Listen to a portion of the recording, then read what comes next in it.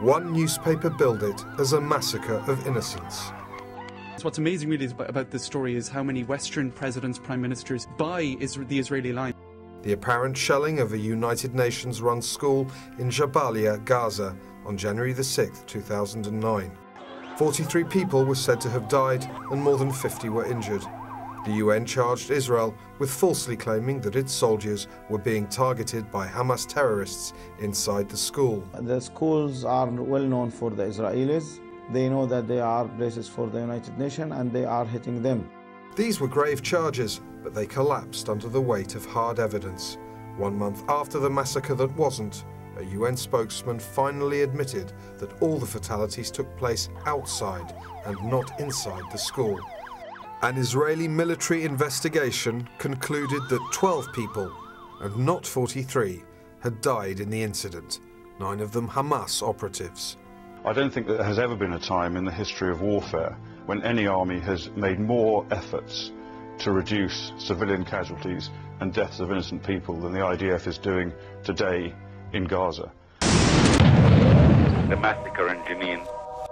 Jabalia was not the first time that Israel was faced with the groundless slander of having carried out a massacre.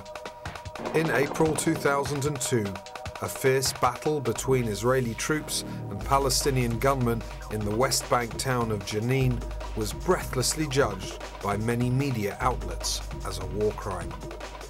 A Guardian editorial compared Jenin to the 9/11 atrocities. Another reporter remarked that what she witnessed in that town was worse than Bosnia or Sierra Leone.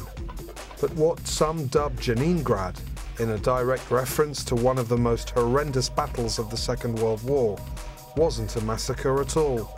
Israel lost 23 of its own soldiers in an infantry operation designed to minimize civilian casualties.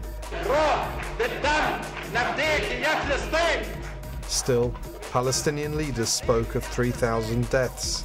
That number was then revised to 500. Shortly afterwards, a UN report placed the final Palestinian toll at 52, around 30 of whom were carrying weapons.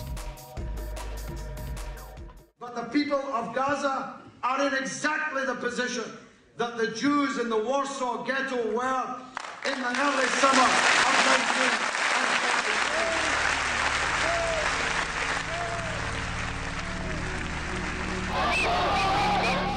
The conflict in Gaza brought forth the ultimate libel. After Jeningrad, the comparison between Gaza and the beleaguered Warsaw Ghetto, the accusation that Israeli forces were carrying out a new Holocaust.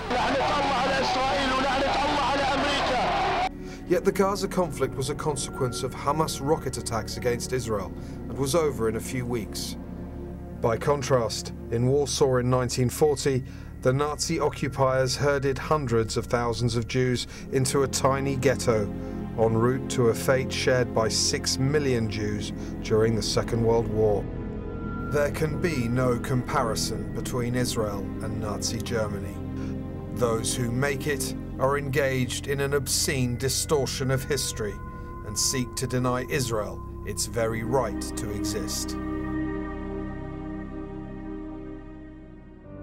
Ever since its creation in 1948, based on a UN recommendation, Israel has been the target of a relentless campaign of lies and libels unlike anything faced by any other democratic country.